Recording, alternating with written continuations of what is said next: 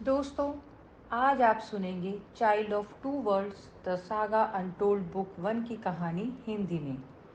कहानी शुरू करने से पहले एक छोटी सी रिक्वेस्ट। वीडियो को प्लीज़ लाइक करें और ज़्यादा से ज़्यादा शेयर करें। अगर आपने अब तक मेरे चैनल को सब्सक्राइब नहीं किया है तो इसे सब्सक्राइब करना बिल्कुल ना भूलें। तो आइए बिना देर के शुरू करते हैं कहानी। दो दुनिया का वारिस, अनकही कथा, भाग एक। अध्याय 10। ज़ौर और इरिट्रिया का प्रथम युद्ध। दूत एडमिरल। कार्ट अपने डेस्टिनेशन पर पहुंच चुकी थी। कार्ट ने उन्हें एक छोटे से शहर में छोड़ा था।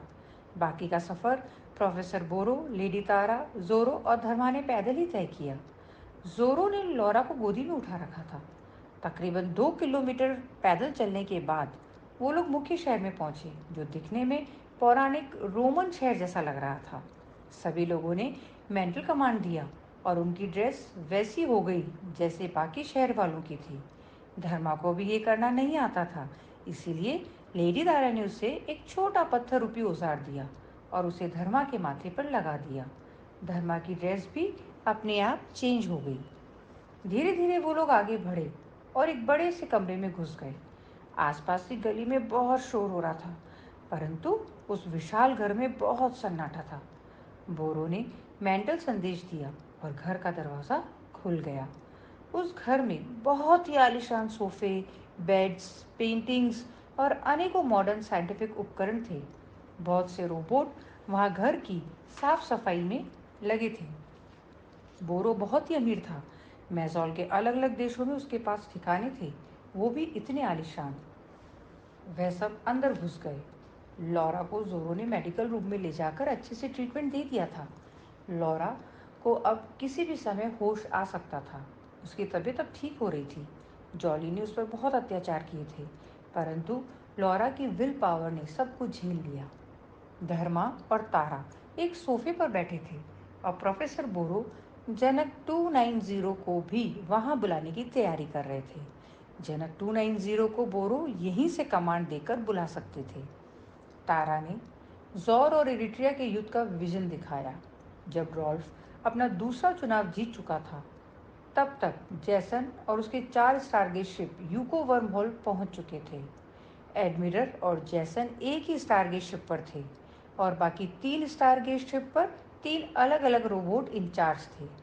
बाकी सभी सैनिक और टेक्नीशियन सुप्त अवस्था में थे। केवल जैसन ही एकमात्र व्यक्ति था जिसने इतने वर्षों का सफर जाग कर किया था। धर्मा ने जो विजन देखा, उसमें एडमिरल दिखने में किसी 16-17 वर्षीय खूबसूरत लड़की की जैसी थी और ये कह पाना बहुत मुश्किल था कि वो एक बहुत ही खतरनाक रोबोट वॉरियर थी।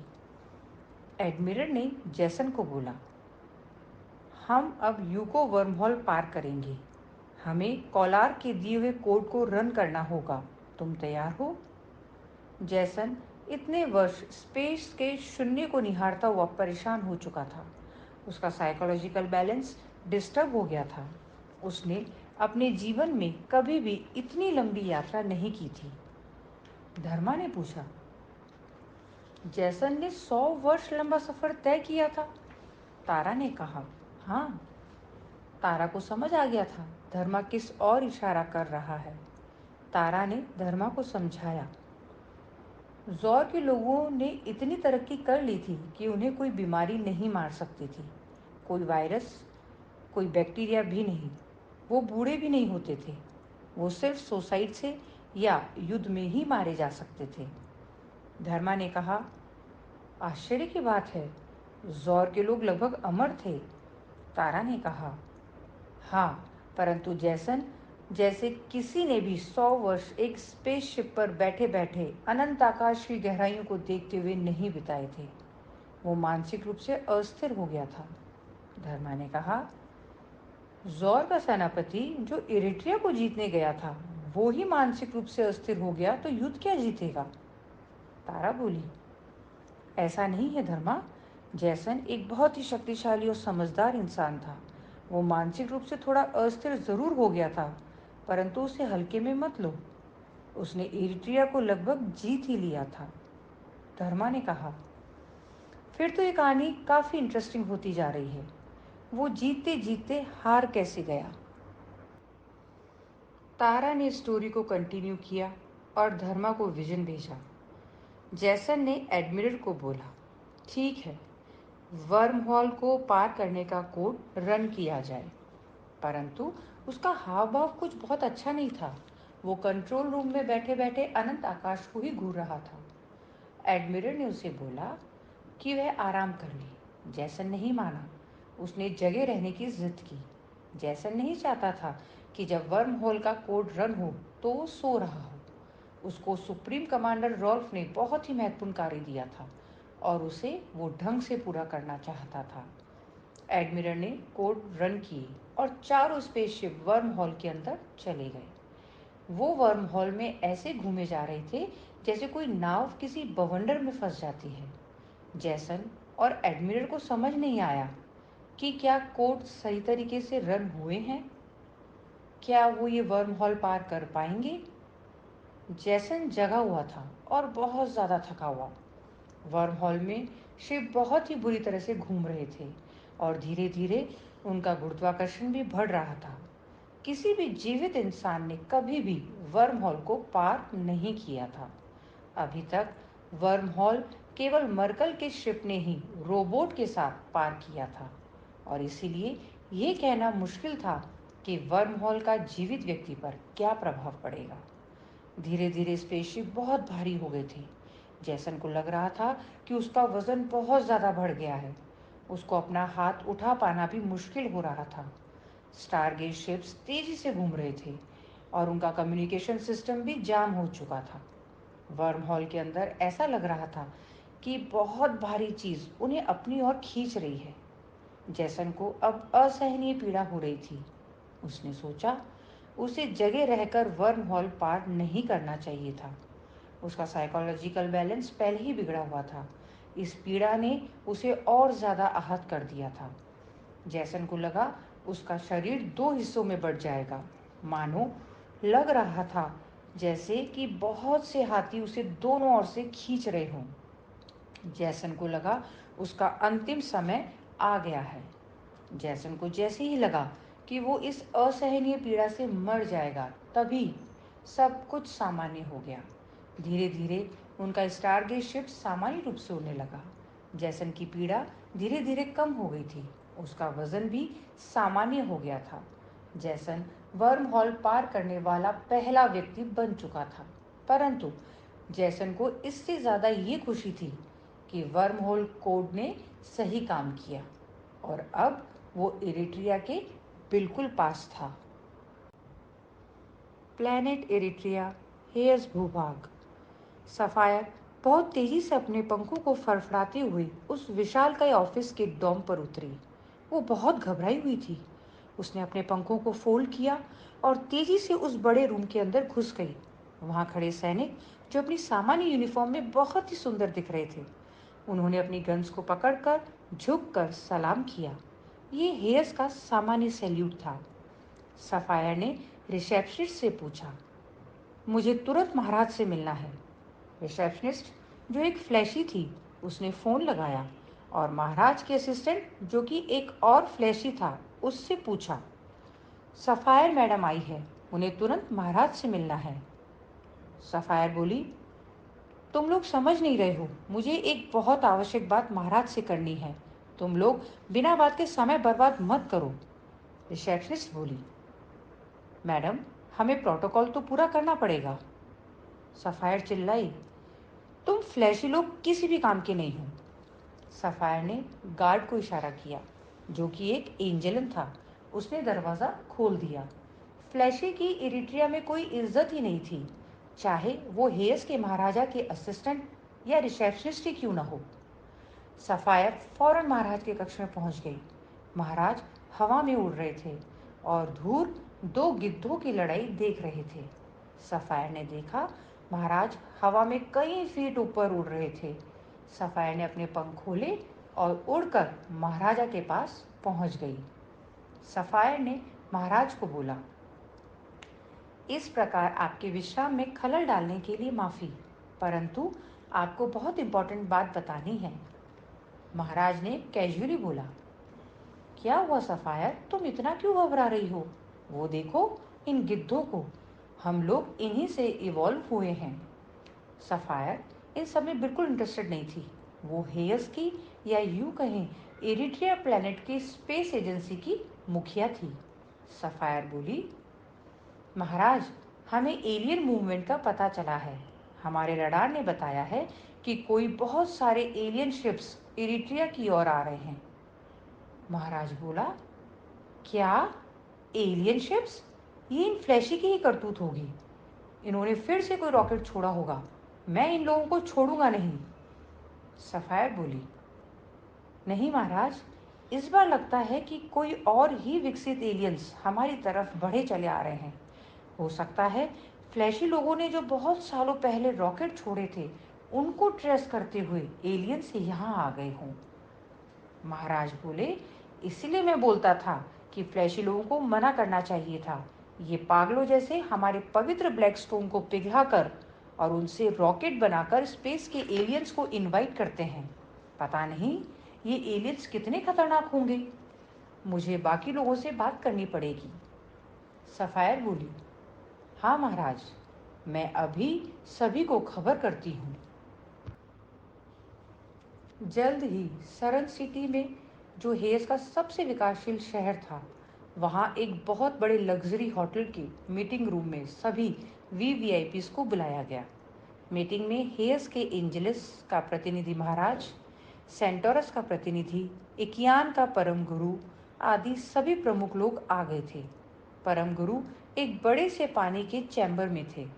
परम गुरु बहुत बड़े आकार के थे और आधी मनुष्य और आधी मछली थी। उन्होंने बहुत सी मालाएं पहन रखी थी और कम से कम उनकी ऊंचाई 55 से 60 फीट की थी। उन्होंने एक हेलमेट पहन रखा था जिससे वो पानी के अंदर से भी जो बोलते थे वो स्पीकर के जरिए बाकी लोगों को सुनाई देता था और बाकी लोग जो बोलते थे उनको उस हेलमेट से सुनाई देता था। ये सभी लोग इरिट्रिया की कॉमन भाषा में बात कर रहे थे। परम गुरु ने सर्वप्रथम बोला, महाराज, क्या खबर पक्की है? महाराज बोले, हाँ परम गुरु, एलियंस कभी भी हमला कर सकते हैं। किंग हीरा, जो एंजेलिन प्रजाति के थे और ग्रीनलैंड के राजा थे, वो बोले, परंतु इसकी क्या गारंटी है कि एलियन हमला ही करेंगे? हो सकता है वो हमारे साथ मिलजुल कर रहे। क्वीन जोबा भी एंजेलिन प्रजाति की थी और ग्रीनलैंड की सबसे बड़ी व्यापारी थी। वो बोली, हाँ हो सकता है, और एलियंस के साथ व्यापार बहुत इंटरेस्टिंग होगा। योगी बाबा, जो ग्रीनलैंड में एक स्पिरिचुअल गुरु थे और फ्लैशी जाति के थे, वो बोले, हाँ, जहाँ तक हो हमें युद्ध नहीं करना चाहिए। महाराज, जो एंजेलिन प्रजाति के थे, योगी बाबा की आवाज़ से ही बहुत ज़्यादा गुस्से में आ गए। उसकी फ्लैशी के प्रति नफरत जग जाहिर थी। उन्होंने इन सबको जान से मार डालने का चुनावी वादा भी किया था, परंतु फ्लैशी लोग ने सबसे माफ़ी मांग ली और महाराज को मजबूरन कुछ फ्लैशी लोगों को नौकरियां भी देनी पड़ी।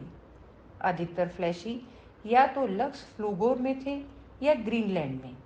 अपने धार्मिक गुरु योगी बाबा के साथ योग करते और बौफ के अनुसार साधारण जीवन बिताते थे। योगी बाबा उन्हीं सारे फ्लैशी का प्रतिनिधित्व करते थे जो बौफ में मानते थे। महाराज ने गुस्से में योगी बाबा की ओर देखा और बोले, ये तो इन मूर्ख फ्लैशी लोगों को रॉकेट उड़ाने से पहले सोचना चाहिए था। क्यों आज तक हेस ने इतनी तरक्की करने के बाद भी कोई सिग्नल स्पेस में नहीं भेजा?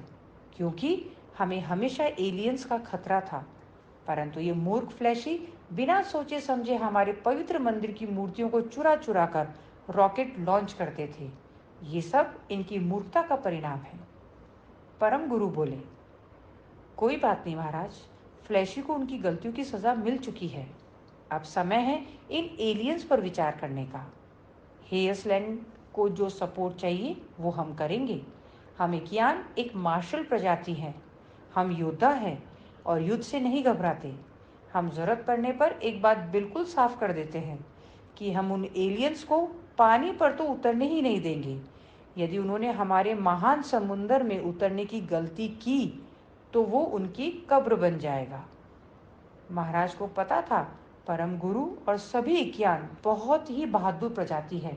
वो आसानी से पानी पर हारने वाले नहीं हैं। परंतु महाराज को चिंता थी हेयस लैंड की। हेयस बहुत ही प्रगतिशील भूमि था। उनके पास बहुत शानदार हथियार, यहाँ तक कि न्यूक्लियर वेपन्स भी थे। परंतु एलियंस हो सकता है उनसे भी ताकतवर हो। कैसे महाराज अपने लोगों की रक्षा उनसे करेगा? क्रोम की खुशी की सीमा न रही। उसे यकीन ही नहीं हो रहा था। उसने अपने आप को फौरन कोलार के कमरे में बीम कर लिया। कोलार को इस प्रकार से क्रोम का आना बिल्कुल पसंद नहीं आया। कोलार चिल्लाया, क्रोम, तुम बिना इजाज़त मेरे कमरे में मत आया करो। ये बीमिंग की सुविधा इमरजेंसी के लिए है। क्रोम बोला, ये बहुत बड़ी इमरजेंसी है। कोलार बोला, मैं शई की गवर्नमेंट के लिए कुछ इंपॉर्टेंट वर्म होल्स के कोड पर काम कर रहा हूँ। उन्हें मरकल जाने के लिए शॉर्टकट चाहिए। अभी मैं कोई डिस्टरबेंस नहीं चाहता। ये पायलट प्रोजेक्ट यदि अप्रूव हो गया तो मुझे शई की गवर्नमेंट से बहुत बड़ा कॉन्ट्रैक्ट मिलेगा। क्रोम बोला, यहाँ नियति तुम्हें एक प्लेनेट का राजा बनाने की सोच रही है और तुम हो चिल्लर कॉन्ट्रैक्ट के पीछे पड़े हो। कोलार बोला, क्रोम, क्या बकवास कर रहे हो? क्रोम बोला, तुमको पता है कि रॉल्फ के प्रशासनिक अधिकारी बार बार हमसे यूको वर्म हॉल के कोड ले रहे थे। उन्होंने फैलाने की कंपनी से बहुत से स्पेसशिप भी हायर किए थे। कोलार्क गुस्से में बोला, क्रोम, मुद्दे पर आओ, मेरे पास समय नहीं है। क्रोम बोला, उन्होंने कई बार यूको वर्म हॉल पार किया, फैलाने की स्पेसशिप से बार बार रोबोट को आर पार कराया। कोलार्क बोला, तुम एक बात को कितनी बार रिपीट करोगे? क्रोम बोला, इसीलिए कह रहा हूं कि तुम समझ जाओ। कोलार्क बोला, मैं नहीं समझा। क्रोम बोला, मर्कल साम्राज्य के दो सबसे होशियार इंजीनियर कौन हैं? कोलार्क बोला, मैं और फैलानी। क्रोम बोला, तुम दोनों से इंटेलिजेंट मर्कल प्रजाति में कोई पैदा ही नहीं हुआ।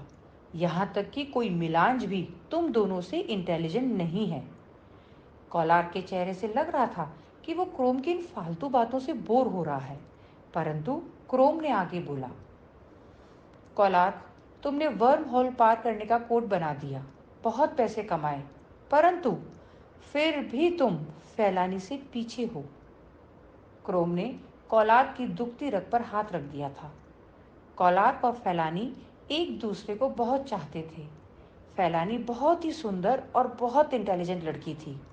इंजीनियरिंग खत्म करते ही फैलानी ने प्रकाश की गति से तेज स्पेसशिप बनाने का प्लान तैयार कर लिया था। उसके लिए उसे चाहिए था अंतियम, जो केवल एक खास ग्रह पर मिलता था। मर्कल की सरकार ने उस ग्रह का ऑक्शन किया और फैलानी ने अपना सब कुछ लगाकर वो ग्रह खरीद लिया। उसके ऊपर बहुत कर्जा हो गया। फैलानी ने कोलार्क से बहुत से पैसे मांगे, परंतु कोलार्क ने मना कर दिया था। कोलार्क के हिसाब से इतना कर्जा लेना सही नहीं था। फैलानी ने एक अमीर आदमी से शादी कर ली और उस ग्रह को खरीद लिया। फैलानी ने फिर प्रकाश की गति से 150 गुना तेज चलने वाले स्पेसशिप बनाए, जिनके बल पर मर्कल ने अपना साम्राज्य फैला लिया। मर्कल को ज़ोर और कॉन्ताना मिले। कॉन्ताना को बहुत से एफटीएल स्पेसशिप चाहिए थे। एफटीएल स्पेसशिप जो प्रकाश की गति से 100 से 150 गुना तेज चलते थे, जो केवल फैलानी बनाना जानती थी। फैलानी को ही सारे कॉन्ट्रैक्ट मिले। कॉन्ताना से फैलानी ने लॉन्ग टर्म कॉन्टैक्ट किए। फैलानी फ्रान गैलेक्सी की सबसे अमीर लड़की बन गई। उसने अपने पति को छोड़ दिया। कोलार्क ने तब उसको प्रपोज भी किया था, परंतु फैलानी ने कोलार्क को बहुत बुरी तरह बेइज्जत करके घर से बाहर निकाल दिया था। कोलार्क को यह बर्दाश्त नहीं हुआ। वो मर्कल प्लैनेट छोड़कर शई पर आ गया। तब तक मर्कल और ज़ोर का युद्ध हो चुका था और युद्ध हारने के बाद कॉन्ताना ने शई पर मर्कल और मिलांज को बसा दिया था। कॉलार ने शई पर रहकर वर्म होल पार करने का कोड बनाया और काफ़ी पैसे कमाए। एडमिरल ने जैसन को बोला, हम इरिट्रिया के बहुत नज़दीक हैं, परंतु यदि तुम आदेश दो तो मैं पहले अकेले वहाँ जाती हूँ, सारी सिचुएशन का जायज़ा लेती हूँ और फिर तुम्हें और अपनी फ़ौजों को बताती हूँ। जैसन की तबीयत खराब लग रही थी, वो कुछ भी ढंग से सोच नहीं पा रहा था, फिर भी उसने आदेश दिया, ठीक है एडमिरल, तुम अकेले जाओ, परंतु जाने से पहले हमारे सभी सैनिकों और टेक्नीशियंस को जगा दो। उनको कुछ दिन लगेंगे अभ्यस्त होने में। एडमिरल ने ठीक वैसे ही किया। उसने सभी सैनिकों और टेक्नीशियंस को जगा दिया और स्टारगेट शिप को इरिट्रिया प्लैनेट से 5 लाख किलोमीटर दूर ही रोक दिया। वो चारों स्पेसशिप इरिट्रिया के चक्कर लगा रहे थे। एडमिरल एक छोटे से प्लेन में बैठकर अकेले ही इरिट्रिया की तरफ निकल पड़ी। इधर सफायर पल पल इन एलियंस पर नजर रखी हुई थी। उसने महाराज को सूचित किया कि एलियंस के स्पेसशिप कुछ ही दूरी पर रुक गए हैं और एक बहुत ही छोटा प्लेन उनकी तरफ तेजी से उड़ा चला आ रहा है। महाराज ने अपने सबसे विश्वसनीय सेनापति ज्योति को बुलाया। ज्योति एंजेलिस प्रजाति की थी और महाराज की बहुत ही ज़्यादा विश्वसनीय थी। ज्योति ने महाराज के चैम्बर में आकर पहले तो सैल्यूट किया और फिर बोली, आदेश दे महाराज, मैं क्या कर सकती हूँ। महाराज बोले, तुम अपनी फौज के कुछ सबसे तगड़े लोगों को ले आओ और इस एलियन से जो अकेला हमारी ओर आ रहा है उससे हवा में ही मिलो।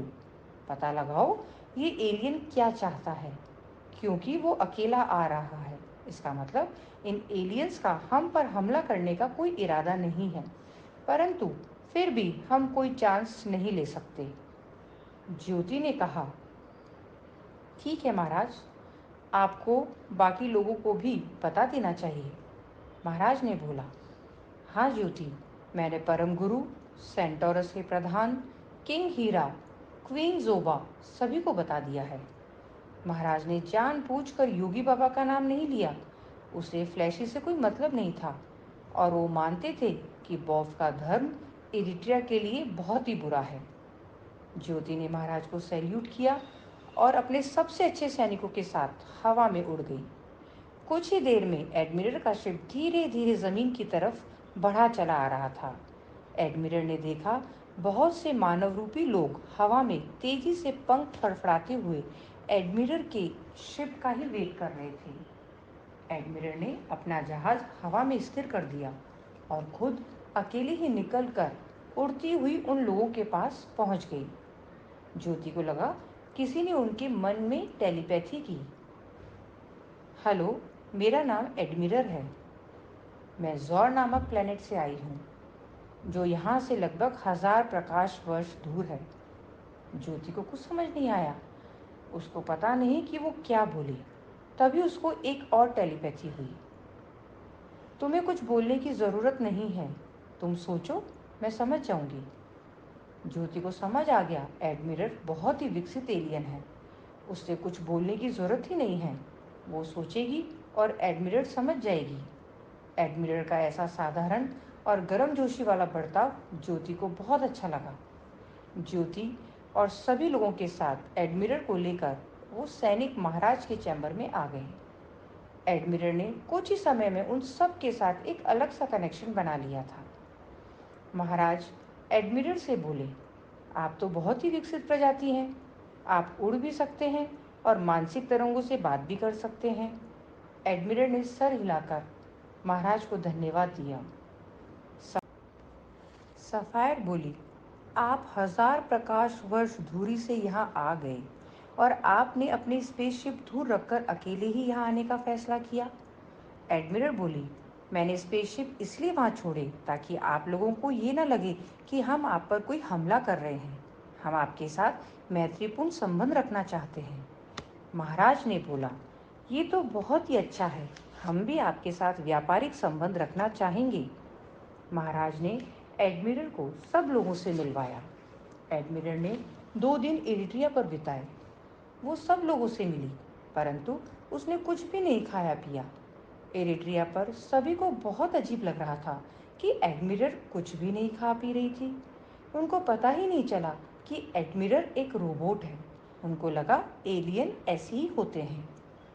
एडमिरल ने परम गुरु से पानी के अंदर जाकर मुलाकात की और सभी लोगों के आश्चर्य की सीमा न रही जब एडमिरल परम गुरु से मिलने के लिए आसानी से समुद्र तल तक पहुंच गई। एडमिरल किंग हीरा, क्वीन जोबा और योगी बाबा से भी मिली। एडमिरल मंदिर भी गई और उसने बर्फ को भी पढ़ा। एडमिरल ने उन खादानों को जिनमें ब्लैक स्टोन का खनन होता था वो भी वहां जाकर देखा। एडमिरल ने फिर उन लोगों से विदा ली और अपने प्लेन में बैठकर वापस टारगेट शिप पर पहुंच गई, जहां जैसन उसका बेसब्री से इंतजार कर रहा था। कोलार्क ने क्रोम से कहा, तुम कहना क्या चाहते हो? क्रोम ने बोला, तुमने बहुत पैसे कमाए, परंतु फिर भी फैलाने से पीछे हो। बताओ क्यों? कोलार्क बोला, क्योंकि फैलाने की कंपनी एफटीएल स्पेसशिप बनाती है जो प्रकाश गति से 1000 से 150 गुना तेज उड़ता है। क्रोम बीच में बोला, और एफटीएल स्पेसशिप बहुत बड़ी कीमतों में मरकल में बिकते हैं और बहुत ही बड़ी कीमत पर जोर में रेंट पर लिए जाते हैं। कोलार्क बोला, और हमारे वर्म होल वाले कोड बहुत ही कम बिकते हैं, फिर भी महंगे बिकते हैं और उससे हम अच्छे पैसे कमाते हैं। मैं इससे खुश हूँ। क्रोम बोला, और यदि मैं ये कहूँ कि तुम अब वर्म होल के साथ साथ एफटीएल शिप भी बना सकोगे? कोलार्क बोला, कैसे? एफटीएल शिप बनाने के लिए जो अंतिम चाहिए वो एकमात्र ग्रह फैलानी के कब्जे में है। क्रोम बोला, और मैं बोलूं कि एक और ग्रह है जिसके पास अंतिम का अनंत भंडार है। कोलार्क बोला, क्या? उसके आश्चर्य की सीमा न रही। क्रोम बोला, हाँ, तुम्हें पता है ना, रॉल्फ के लोग बार बार हमसे यूको वर्म होल के कोड ले रहे थे। कोलार्क बोला, हाँ। क्रोम बोला, बस मुझे कुछ शक हुआ। मैंने उनको जब आखिरी बार कोड दिया तब मैंने उसमें एक बग डाल दिया। उनके स्पेसशिप का सारा डाटा मेरे पास आ गया। मैंने कुछ टेस्ट रन किया तो मुझे पता चल गया कि वो लोग इरिट्रिया नामक प्लेनेट पर जा रहे हैं जहां अंतिम का भंडार है। कोलार के मन में भयंकर प्लान बन रहा था। उसने तुरंत क्रोम को आदेश दिया, क्रोम, तुम फौरन फैलाने से एक एफटीएल स्पेसशिप उधार ले लो। आईविस से खतरनाक फाइटर मैकाबोर को कांटेक्ट करो। वो लोग पैसों के लिए कुछ भी करने को तैयार हो जाते हैं। उनसे कहो हमारे एफटीएल शिप को अगवा करके इरिट्रिया ले जाएं। क्रोम ने बोला, पर मैं कुछ समझा नहीं। कोलार बोला, क्रोम, मैं इरिट्रिया जाऊंगा और उस प्लेनेट को कब्जे में ले लूंगा। क्रोम बोला, परंतु जैसन वहां पर अजय सेना लेकर गया है, मैकाबर अजय सेना का मुकाबला नहीं कर सकते। कोलार बोला, तुम्हें पता नहीं, मेरी लीडरशिप में मैकाबर अजय सेना को हराएंगे। क्रोम को विश्वास नहीं हुआ कि कोलार इतना खतरनाक फैसला लेगा, परंतु वो बहुत खुश हुआ। उसको पता था कोलार चाहे तो कुछ भी कर सकता है। क्रोम ने फौरन फैलानी से एफटीएल स्पेसशिप उधार लिया और आईविश से मैकाबर लोगों को कांटेक्ट किया।